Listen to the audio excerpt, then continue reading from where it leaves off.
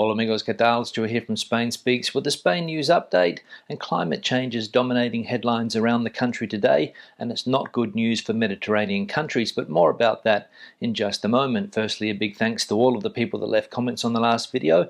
Lots of comments, lots of debate happening there as usual. Thanks to people that supported the channel through a donation. You can see your names here. Thanks to people that bought merchandise, and a big thanks to my patrons on Patreon for your continuing support. Now, let's get into the news, and as I said, climate change dominating headlines around the country today. And as we can see from this headline, Mediterranean, climate change ground zero.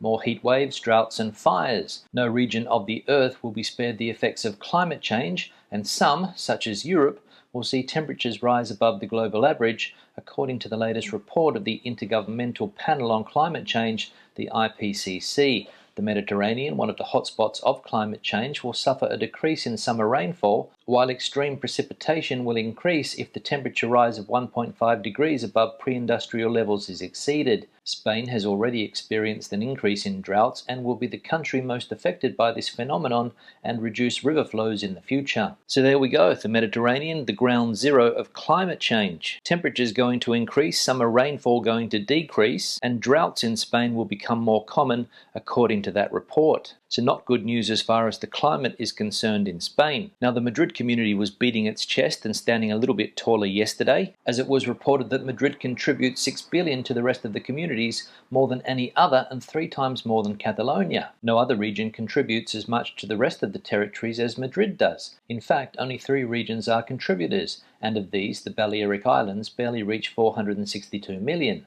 The next is Catalonia with around 2 billion, and lastly the Community of Madrid with 6 billion, 3 times as much as Catalonia. The eloquent and very timely data are certified by Ángel de la Fuerte, director of the Fundación de Estudios de Economía Aplicada, FEDEA, and one of the leading experts of the regional funding system. So there we go, Madrid has been claiming for years that it contributes the most to other autonomous communities around the country, a claim that has been disputed by some, most notably Catalonia, and finally the claim has been certified by an expert on the matter. Now, another milestone has been reached in Spain's vaccination plan. As we can see here, Spain reaches 70% of the population vaccinated with at least 1 dose of COVID vaccine. Spain has reached 70.4% of the vaccinated population, 33,424,529 people, with at least 1 dose of a COVID vaccine, according to the latest daily update from the Ministry of Health. The part of the population that has completed vaccination stands at 60.2%. The next target will be to reach 70%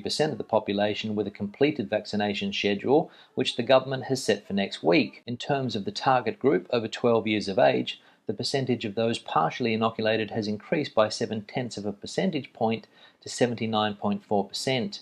The regions with the best figures in this area continue to be Asturias, 85.8%, and Extremadura, 82.3%. So there we go, 70% of the population with at least 1 dose of a COVID-19 vaccine, and by next week, according to the government, 70% will have completed their vaccination schedule. However, it's not all good news when it comes to vaccination in Spain, especially when we talk about herd or group immunity. As we can see here, herd immunity is a long way off. 70% vaccination is not enough, and 90% will have to be reached. Herd immunity against COVID-19, initially estimated at around 70% of the vaccinated population, is still some time away.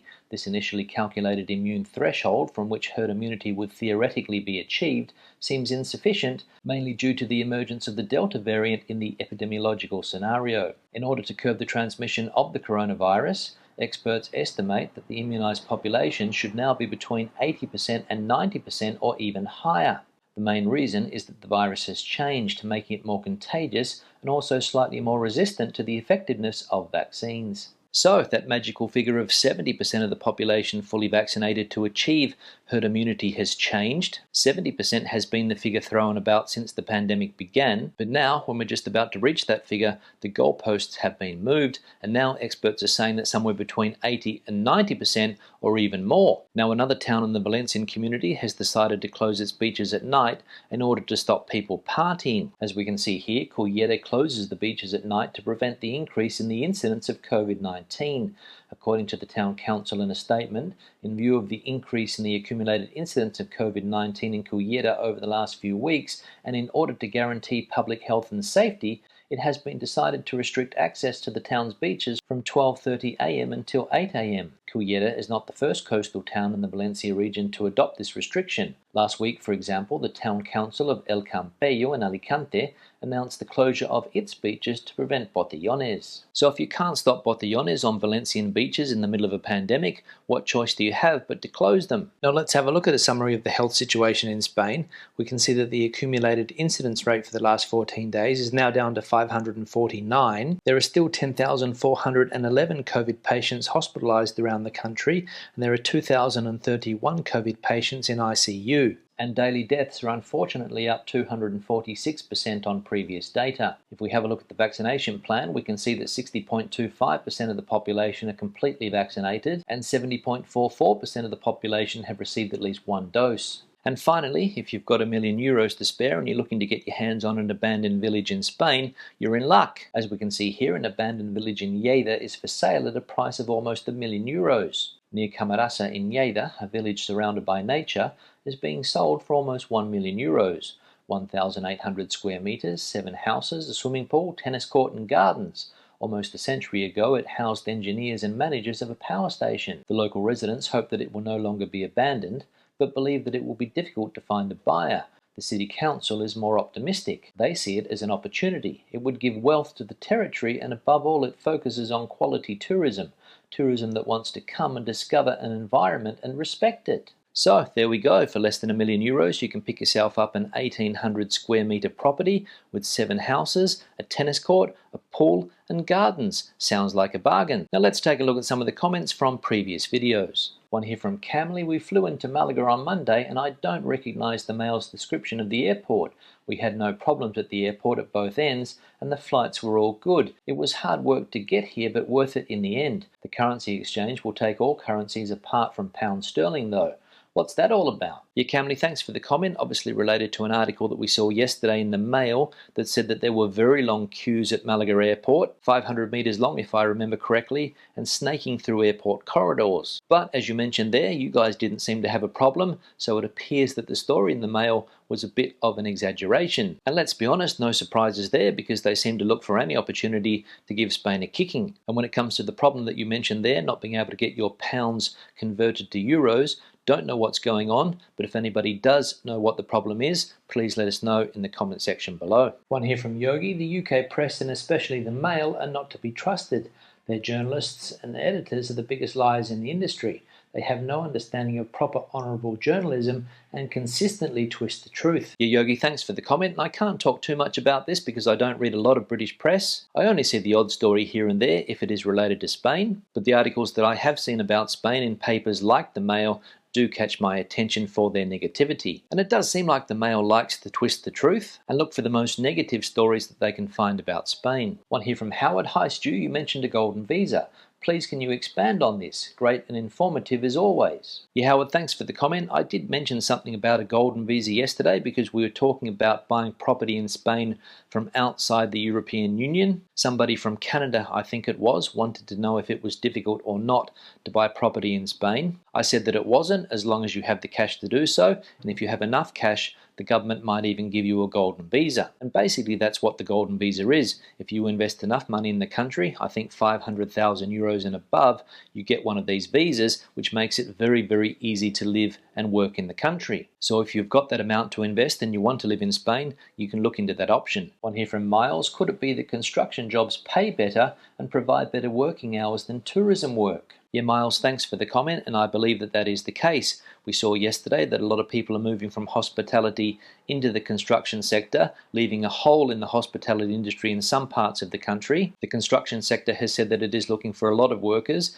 given that there is a lot of European money coming into the country, and a lot of it, I imagine, will be spent on infrastructure projects. And when it comes to the hospitality sector in Spain, one of the biggest complaints that people have had over the years is about low wages and terrible working hours. So those are some of the main reasons why people want to get out of that sector. One here from Rafael: visiting Spain, Madrid, La Rioja, Cantabria next week. Are there different restrictions in each town? For example, will some areas request COVID vaccine certificates at restaurants and bars, while others will not? As always, thank you for the daily and weekly reports. Saludos desde Puerto Rico. Yeah, Rafael, thanks for the comment. There are different restrictions in place according to where you are in Spain. As we know, Spain has 17 autonomous communities, and you can quite often find 17 sets of different rules and regulations. When it comes to COVID certificates, I think out of the 3 places that you mentioned there, Cantabria is the only place that will ask you for that certificate, but again, it will depend where you are there because not all municipalities are asking for it. In La Rioja, I don't think that it is necessary, and in Madrid, it is definitely not necessary. However, this is a situation which is changing on a daily basis, so my recommendation would be to have one handy just in case. So enjoy your trip to Spain, and I hope you have a good time. One here from Edward. I'm finally heading to Andalusia next week to see if my house is still in one piece. I booked my COVID test, got all the documentation I think I will need, and I have to say I cannot wait. It's been far too long. Thanks for the update, Stu. Always welcome. Edward, thanks for the comment, and good to see that you are finally able to get down there to Andalusia and check out your property. Hopefully, as you said, it's still in one piece. I imagine that it is because I haven't heard of any natural disasters in Andalusia recently. So hopefully everything goes well and you enjoy your stay. And finally, one here from David. Me and wife in Oviedo getting stuck into cachopo and cider at the moment, but we are on a trip to pick up our keys to our Asturian farmhouse. Exciting stuff. A base to travel Spain. Every area. Yeah, David, thanks for the comment, and what a fantastic part of Spain Asturias is. As you guys probably know by now, it is one of my favourite parts of the country. I love cachopo, I love cider, and I would love to get back to that part of the world soon. And what a fantastic thing to do, buy a farm in that part of Spain. Very exciting indeed, and you're right, a fantastic base to travel around the country. On that note, I'll wrap the video up. Questions and comments, please leave them in the section below. Debate the situation out as you normally do. Give the video a thumbs up if you liked it, thumbs down if you didn't. I'll see you in the next one. Hasta luego.